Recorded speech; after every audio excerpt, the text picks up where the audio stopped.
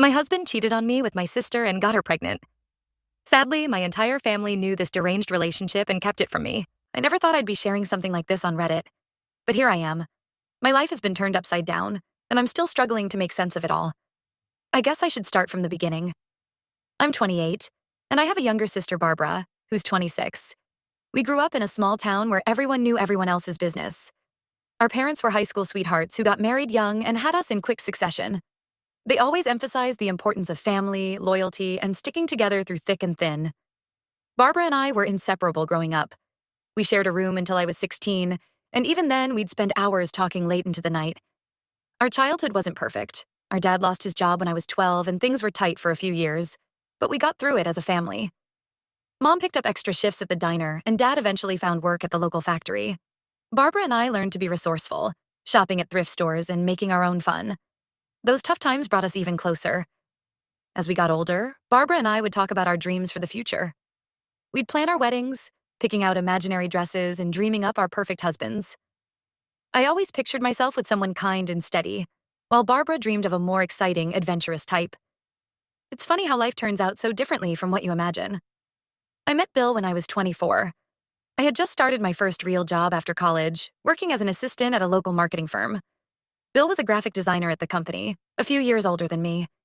He caught my eye immediately with his easy smile and quick wit. We started talking at the office Christmas party, and before I knew it, we were dating. Bill was everything I thought I wanted. He was kind, funny, and seemed to genuinely care about me. He got along well with my family, especially Barbara. Looking back, I wonder if I should have seen that as a red flag, but at the time, I was just happy that my boyfriend and my sister got along so well. We dated for a year before Bill proposed. It was a fairy tale moment. He took me to the beach at sunset, got down on one knee, and presented me with a beautiful ring. I was over the moon. Barbara was the first person I called after I said yes, and she screamed with excitement over the phone. Our wedding was a big affair. It seemed like the whole town turned out to celebrate. Barbara was my maid of honor, of course. She threw me an amazing bachelorette party and helped with all the wedding planning. On the day of the wedding, she gave a beautiful speech about sisterhood and finding true love. She talked about how happy she was that I had found my perfect match, and how she couldn't wait to find her own Bill someday. If only I knew then what I know now. The first 2 years of our marriage were good, or at least I thought they were. Bill and I had our ups and downs, like any couple, but we always managed to work things out. We bought a small house in our hometown, not far from my parents. We talked about starting a family, though we agreed to wait a few years until we were more financially stable. I thought we were on the same page about everything. I started noticing changes in Bill about 6 months ago. He became distant, always on his phone and working late more often. At first, I chalked it up to stress at work. His company had taken on some big new clients, and I knew he was under pressure to deliver. I tried to be supportive, making sure dinner was ready when he got home late and giving him space when he seemed preoccupied. Looking back, I realized that was around the time Barbara started acting strange, too. She'd cancel our weekly sister lunches, saying she was too busy with work or had other plans. She started avoiding family gatherings, and when she did show up, she looked guilty and uncomfortable. I asked her a few times if everything was okay, but she'd just brush me off, saying she was stressed about work or having guy troubles. I tried to rekindle things with Bill. I planned a weekend getaway for us, thinking some time alone might help. We went to a cozy bed and breakfast in the mountains, and for a while, things seemed better. We hiked, had romantic dinners, and talked like we used to. But as soon as we got home, Bill retreated into himself again. Last month, everything came crashing down. We were at my parents' house for our monthly family dinner. These dinners were a tradition my mom started when Barbara and I moved out. Her way of making sure we all stayed connected. Usually, they were lively affairs, with everyone talking over each other and sharing stories from their week. This dinner was different. There was an undercurrent of tension that I couldn't quite put my finger on. Barbara wasn't feeling well and had excused herself to lie down in her old room. I noticed my mom and dad exchanging worried glances, and Bill seemed unusually quiet. After dinner, I went upstairs to check on Barbara. As I approached her room, I heard her crying. I was about to knock when I heard her say Bill's name. Confused, I listened closer and heard her sobbing about being pregnant and not knowing what to do. My heart stopped. I burst into the room, demanding answers. Barbara's face went white, and she started stammering apologies. I couldn't believe what I was hearing.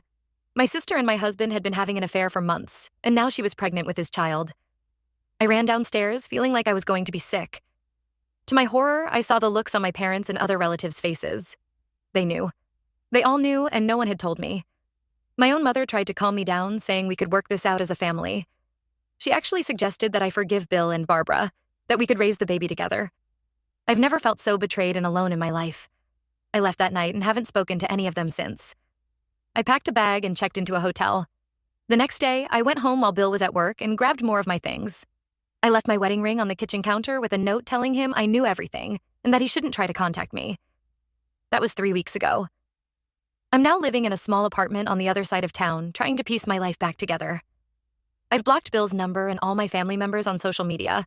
The only person I'm in touch with is my best friend from college, Sarah, who's been an absolute lifeline through all of this.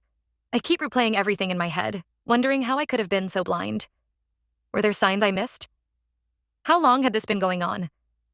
How could Barbara, my own sister, do this to me? And my family? How could they keep this from me? I feel like my entire life has been a lie. I'm not sure what I'm looking for by posting this. Advice? Support? I just feel so lost and alone. I know I need to start thinking about divorce, but the thought of dealing with lawyers and paperwork makes me sick to my stomach. How do I even begin to move on from something like this? For now, I'm just taking it one day at a time. I go to work, come home to my empty apartment, and try not to fall apart. I've started running again, something I used to love but gave up when I got married. It helps clear my head, even if just for a little while. I don't know what the future holds, but I know I can't go back to that family. The betrayal runs too deep. I'm angry, hurt, and so tired. But I'm also determined to rebuild my life on my own terms this time. If you've made it this far, thank you for reading. Any words of encouragement or advice would be appreciated. I never thought I'd be starting over at 28, but here I am. Update 1, 2 months later. It's been 2 months since my last post, and a lot has happened. First, I want to thank everyone who commented and sent messages of support. Your kind words and advice have been a lifeline during this difficult time. The biggest news is that I found out I'm pregnant. Yes, you read that right. I'm pregnant with Bill's child. The irony of this situation isn't lost on me. I discovered this about a month ago, which means I'm now around 12 weeks along. Barbara is about 16 weeks pregnant. When I first saw those 2 pink lines on the pregnancy test, I felt a mix of emotions I can't even begin to describe. Shock, disbelief, anger, and oddly, a tiny spark of joy that was quickly overshadowed by the circumstances. I realized that Bill and I must have conceived during our weekend getaway, just days before I found out about his affair with Barbara. I spent days agonizing over what to do. Part of me wanted to terminate the pregnancy and cut all ties with my past life. But as I sat in the clinic waiting for my appointment, I found myself thinking about my childhood, about the love and security I felt growing up.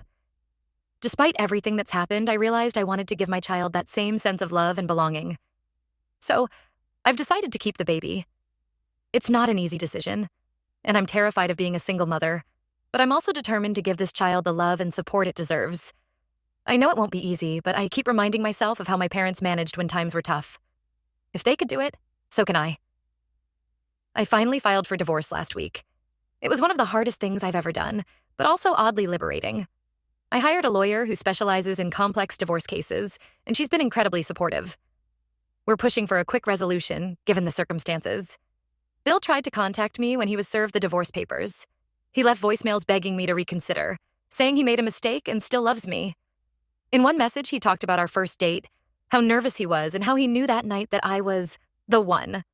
Hearing that just made me angry. How could he say those things and then do what he did? My family's reaction to the divorce has been disappointing, to say the least. My mother called, trying to convince me to work things out for the sake of the babies. She doesn't know I'm pregnant yet. I haven't told anyone in my family. When I refused to even consider reconciliation, she had the audacity to say I was being selfish and tearing the family apart. She brought up how we always stuck together through tough times, like when Dad lost his job. But this isn't the same, and I wish she could see that. Barbara sent me a long email, full of apologies and excuses. She said she never meant for any of this to happen, that she and Bill were drunk one night and things just happened. As if that makes it okay. She talked about how close we used to be, how much she misses me. She said she's miserable and feels guilty every day.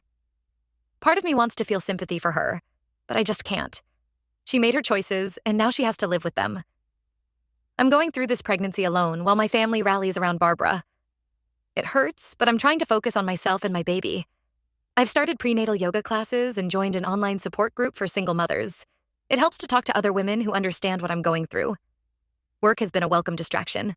I threw myself into a big project, and my boss has been understanding about my need for doctor's appointments. I haven't told anyone at work about the pregnancy yet, but I know I'll have to soon. I'm nervous about how it might affect my career, but I'm trying to stay positive. As for my living situation, I'm still in the small apartment. It's not ideal for raising a child, but it's all I can afford right now. I'm hoping that once the divorce is settled, I'll be in a better financial position to find a more suitable place. For now, I'm making the best of it, slowly turning the spare room into a nursery. I have my first ultrasound next week. It's bittersweet, knowing I'll be there alone while Barbara probably has the whole family supporting her. But I'm trying to stay positive and focus on the miracle growing inside me. I've started talking to the baby, telling it stories about my childhood and promising that no matter what, it will always be loved. Sarah, my college friend, has been amazing through all of this.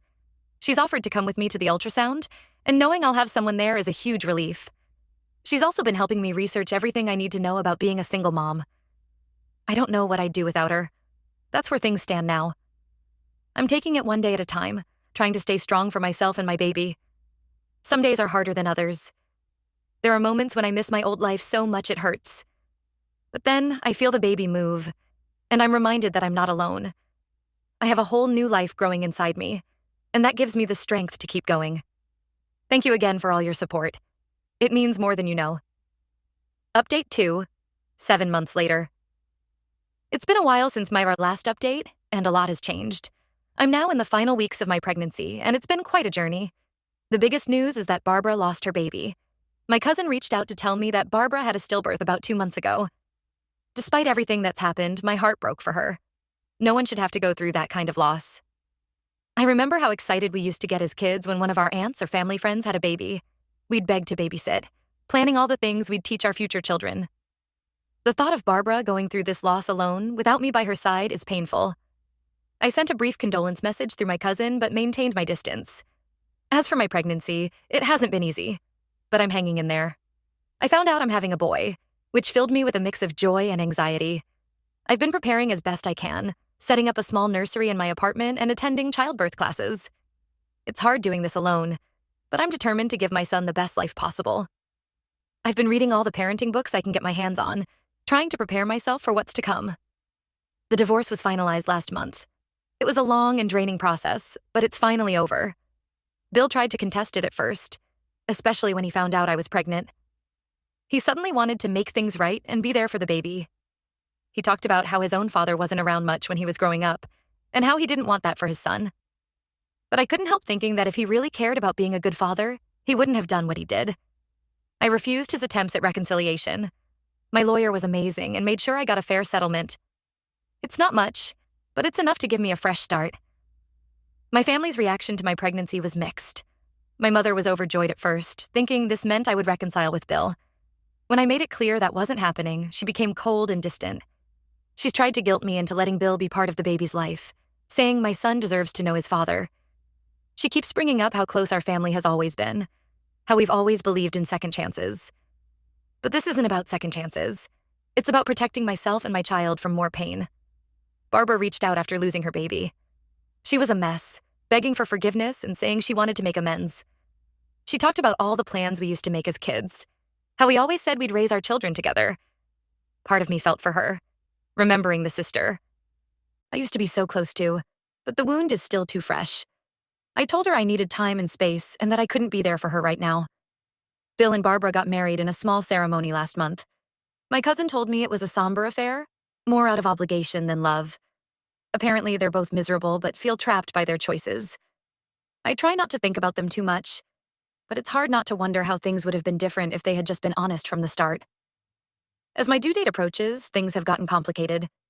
Bill and my family have been pressuring me to let them be involved in the baby's life. They've sent gifts, which I've returned. My mother even showed up at my apartment unannounced, trying to force her way in.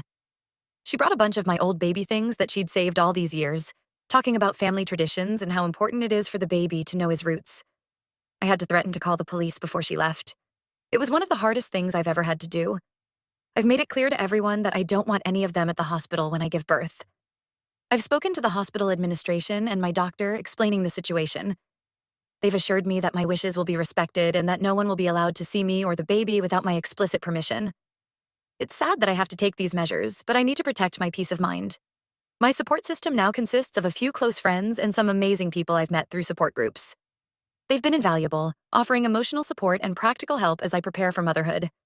Sarah, my college friend, has been especially amazing. She's planning to take some time off work to help me after the baby is born.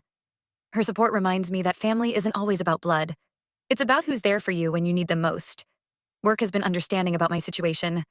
I'll be starting my maternity leave soon, and my boss has assured me my job will be waiting for me when I'm ready to return. I'm grateful for their support, but I'm also anxious about how I'll manage work and a newborn on my own. I've been looking into daycare options and trying to figure out a budget that will allow me to provide for my son while still keeping a roof over our heads. As I sit here, feeling my son kick and move, I'm filled with a mix of emotions. There's fear and uncertainty, but also hope and determination. This isn't the life I imagined for myself, but I'm committed to making the best of it for my son's sake.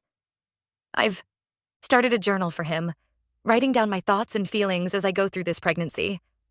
I want him to know how much he was wanted and loved, right from the start, despite the difficult circumstances. I've been thinking a lot about my own childhood lately. I remember the bedtime stories my mom used to tell us, the way my dad would play silly games to make us laugh when times were tough. I want to create those kinds of memories for my son. I may not be able to give him a traditional family, but I can give him all the love and support I have. The apartment is slowly coming together. I've set up the nursery with secondhand furniture and handmade decorations. It's not much, but it's filled with love. I spend hours in there, imagining what it will be like when my son finally arrives. I talk to him, sing to him, and promise him that no matter what, we'll face the world together. I know the road ahead won't be easy. Being a single mother will have its challenges, and I'm sure there will be times when I'll struggle. But I also know that I'm strong, and that my son and I will be okay. I'm learning to take things one day at a time, to celebrate small victories, and to be kind to myself when things get tough. As my due date gets closer, I find myself thinking about the future. Will I ever trust enough to let someone into our lives? Will my son ever know his father or his aunt? I don't have answers to these questions yet. And for now, I'm okay with that. My focus is on bringing this baby into the world and giving him all the love and security I can. I'm nervous about the birth, about being alone in the delivery room. But I'm also excited to meet my son, to hold him in my arms for the first time. I've chosen a name for him, a family name from my mother's side, to honor the good parts of my family history while still keeping my distance from the current situation. Thank you all for your continued support and kind words. It means more than you know. Wish me luck. As I finish writing this, I feel a sense of calm washing over me. Yes, my life has taken an unexpected turn. Yes, there are challenges ahead, but I'm not the same person I was when I wrote my first post. I'm stronger now, more resilient. I've learned that I can survive heartbreak, that I can stand on my own 2 feet. And most importantly, I've learned that I have an infinite capacity for love. Love for the little boy growing inside me, and love for the woman I'm becoming. Whatever the future holds, I know one thing for certain. My son and I will face it together. And that's enough for now.